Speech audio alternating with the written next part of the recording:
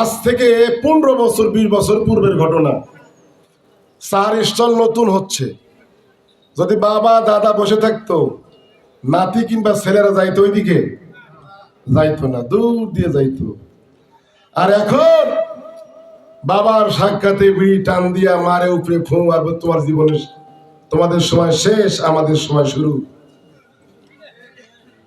কথা কন না কেন?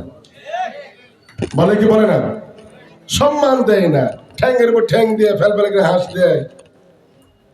হ্যাঁ, নানাদের সিগারেট বা আমাদের চা দুটোই হারাম।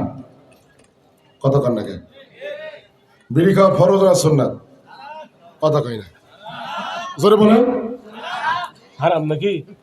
চা খাওয়া হালাল, যদি বাম হাতে খায়।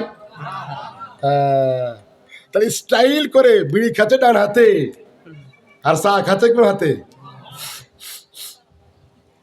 দুটাই হারাম। কথা কন না কেন?